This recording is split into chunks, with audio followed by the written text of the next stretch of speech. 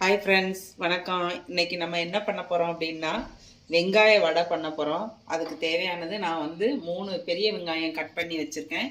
அது ஒரு பச்சை மிளகா, கொஞ்சம் கருவேப்பிலை எடுத்து வச்சுருக்கேன். இப்போ நான் ஒரு 6 ஸ்பூன் கடலை மாவு வச்சுருக்கேன். இதில் 6 ஸ்பூன் கடலை மாவு போட்டுறேன். 3 ஸ்பூன் பச்சரிசி மாவு, ஒரு பிஞ்ச் சோடா உப்பு, கொஞ்சம் கலர் பொடி, அதுக்கு தேவையான கலர் கொஞ்சம் வரணுங்கிறதுக்காக. வெங்காய வடைக்கு அது கொஞ்சம் கடையில் பார்த்தீங்கன்னா கலர்ஃபுல்லாக இருக்கும், அதனால் அதுக்காக கலர் சேர்த்துருக்கேன். ஒரு அரை ஸ்பூன் மிளகாய் வத்தல், தனி மிளகாத்தூள், அது போட்டிருக்கேன். இதோடு சேர்த்து நம்ம கொஞ்சம் உப்பு போட்டு தண்ணி தொளித்து பிசைஞ்சிடலாம். இப்போ கொஞ்சம் உப்பு போட்டிருக்கேன் நான். இப்போ இதெல்லாம் ஒன்றா கிளறிட்டு தண்ணி ஊற்றி பிசைஞ்சிட்டு அதுக்கப்புறம் தான் நான் இதில் வெங்காயத்தை போட போகிறேன். வெங்காயத்தை போட்டுட்டு நீங்கள் எண்ணெய் கொஞ்சம் காய வைப்பீங்கள்ல, வடைக்கு காய வைக்கும் போது அந்த சூடான எண்ணெயை கொஞ்சம் இதில் ஊற்றி பிசைஞ்சிட்டு அதுக்கப்புறம் நம்ம வடை சுட்டுடலாம்.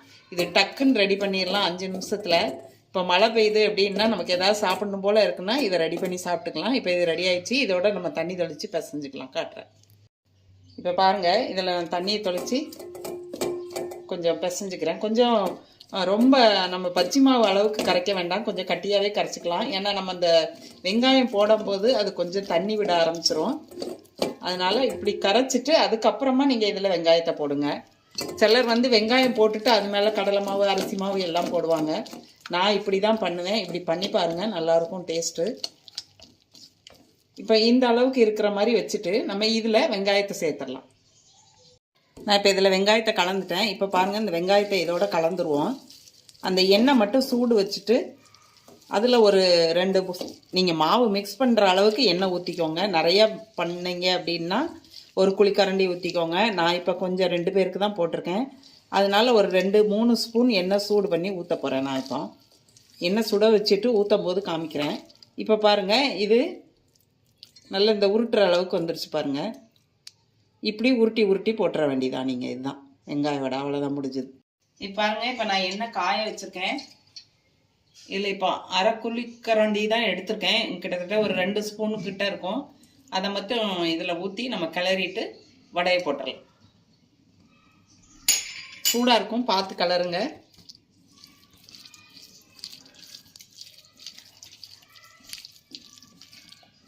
இப்போ கிளறி வச்சுட்டு நம்ம வடை போட்டுடலாம். இப்போ எண்ணெய் காஞ்சிச்சு. நான் இப்போ இந்த பாருங்கள் உருண்டை உருட்டிட்டேன். இதே இப்போ இதில் போட்டுடுறேன். கொஞ்சம் தீய வேணால் நீங்கள் நம்ம எண்ணெய் கொஞ்சம் நல்லா காஞ்சிச்சு, அதனால நான் குறைச்சி வச்சிடுறேன்.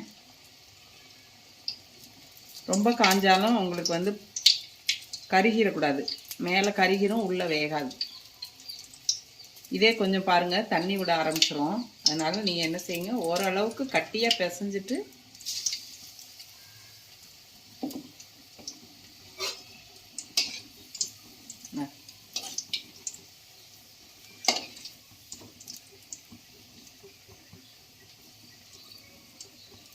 இது கொஞ்சம் ஒரு 5 நிமிஷம் ஆகும் வேகிறதுக்கு.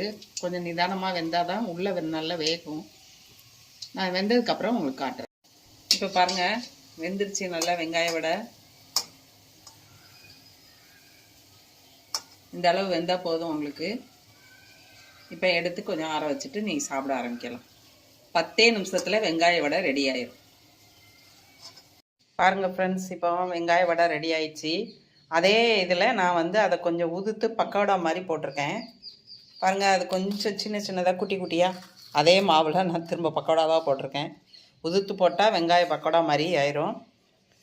சேர்த்து நீங்கள் உருட்டி போட்டிங்கன்னா வெங்காய வடை ரெடி ஆகிடும். பாருங்கள், செஞ்சு பாருங்கள், சாப்பிட்டு பாருங்கள்.